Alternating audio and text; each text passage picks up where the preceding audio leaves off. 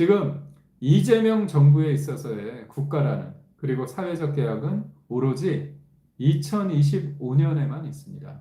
엄밀히 말한다면 2026년 6월 지방선거에 꽂혀 있습니다. 이게 문제입니다. 결국은 이재명 대통령이란 사람의 머릿속에는 어떤 게 있을까요? 이 뒷목에 본인의 사법 리스크가 계속 당기고 있는 거예요. 골이 이게 지금은 뭐 신나게 웃고 있지만 본인도 압니다. 본인이 바보가 아니잖아요. 지지율이 떨어지면 큰일 납니다. 왜냐? 태생적으로 이재명이라는 사람은 전과 사범에다 아닙니다. 사실상 전과 오범이죠. 공직선거법 허위사실 유포죄 관련해서 대법원에서 유죄 취지 파기 환송됐습니다. 유죄 취지 파기 환송이라 뭐냐? 너는 죄가 있다. 근데 다만 200대 맞을지 300대 맞을지는 고등법원에서 판단을 구해라.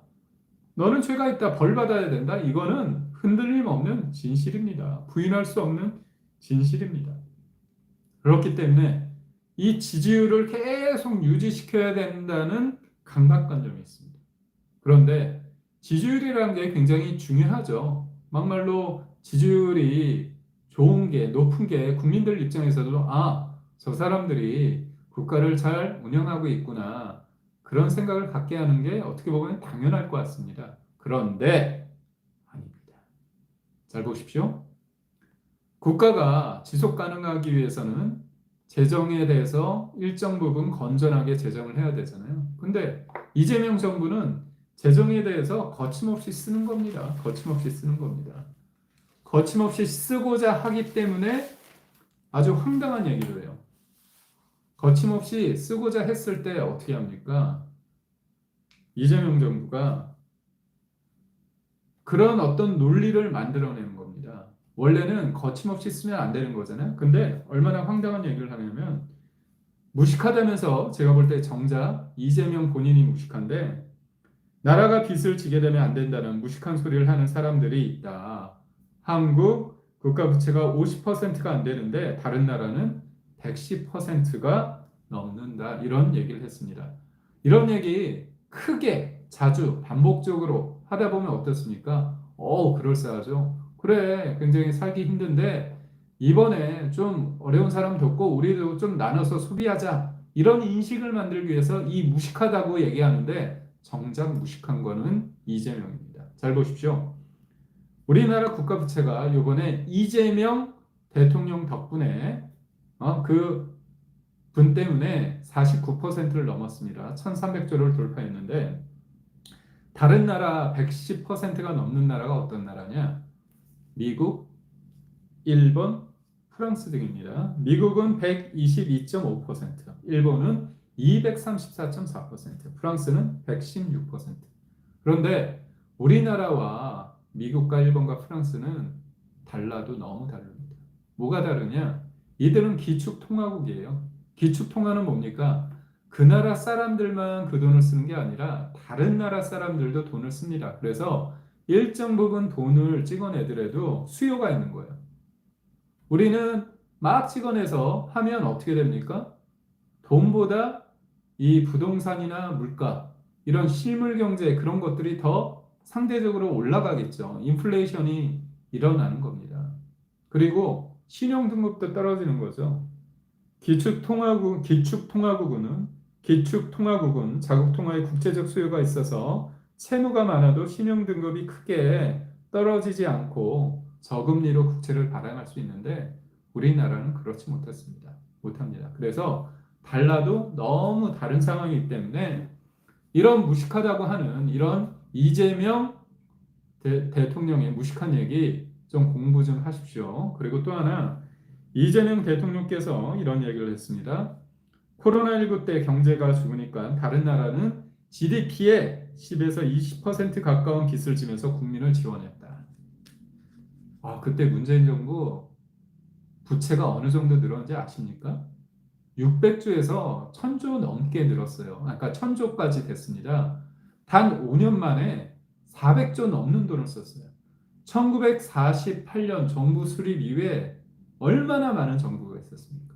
이승만 정부, 박정희 정부, 저기 또 그 사이에 있지만 전두환, 노태우, 김영삼, 김대중, 노무현, 그 다음에 이명박, 박근혜 여기까지가 쓴 게 600조인데 5년 만에 문재인이 400조 넘게 써서 1000조를 윤석열 정부에 넘겨줬습니다. 부채를. 그런데 이재명이라는 사람은 코로나19 때 경제가 죽으니까 다른 나라는 GDP의 10에서 20% 가까이 빚을 지면서 국민을 지원했다고 하는데 우리나라는 뭘 했냐? 진짜 개가 풀 뜯어먹는 소리를 하고 있습니다. 진짜 개가 풀 뜯어먹는 소리를 복장 터지는 얘기를 하는 거죠. 문재인 정부 때 그렇게 25만 원씩 남발도 하고 여러 가지 돈을 엄청 쓰지 않았습니까? 그래서 우리가 국가 부채가 600조에서 갑자기 1000조가 단 5년 만에 늘었잖아요. 참 이게 누가 무식한지 모르겠습니다. 진짜 누가 무식하다고 누가 누구한테 손가락질을 하는지 모르겠습니다. 하긴 그렇지 않습니까? 이재명이란 사람 그리고 이재명이 국무총리로 지명한 분 국회에서 단독으로 야당을 배제한 상태에서 협치도 개무시하면서 어떻게 했습니까? 단독으로 처리했죠. 근데 그분이 인사청문회 때 김의정 청문위원 국민의힘 김의정 의원이 질문을 했을 때 답변을 우리나라 국가예산 물어봤죠. 답변도 못합니다. 그리고 GDP 대비 국가 채무가 어느 정도 비율인지 물었습니다. 그랬더니 아는 척을 좀 하려고 하다가 수치를 얘기하라니까 머뭇머뭇하다가 그냥 속된 말로 찍어가지고 20에서 30% 아니냐고 얘기합니다.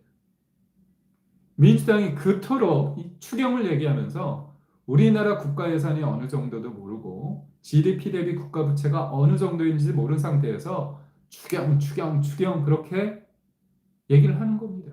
왜냐? 나라 걱정, 국가의 부채가 어느 정도인지 몰라도 정권이 유지되는데 본인들의 어떤 지지율을 유지하는 데 있어서 그게 중요하니까 어떻게 우리나라 국가 예산이 600조가 넘고 GDP 대비 국가 채무가 49%에 이르는지에 대해서 아무 관심도 없고 모르는 겁니다. 생각해 보십시오. 한 집안의 가정이다. 여러분이 한 아빠일 수도 있고 엄마가 가정일 수도 있는 거 아닙니까? 그런데 내가 은행에 빚을 내가지고 뭔가 사고자 해요. 그렇다면 내가 지금 가지고 있는 돈이 얼마 있는지 그게 국가 예산이죠. 그리고 은행에 이전에 빚은 얼마 있는지 그게 GDP 대비 국가 채무 아닙니까? 그거에 대해서 알고 빚을 내서 나눠 먹든지 아니면 빚을 내서 투자하든지 그러는 거 아닙니까? 그런데 이 아주 간단한 원칙조차 추경을 하기 전에 우리가 돈이 얼마나 있는지 그리고 돈 말고 또 내가 빌린 게 얼마나 있는지에 대해서는 진짜 아무것도 몰라도 되는 겁니까?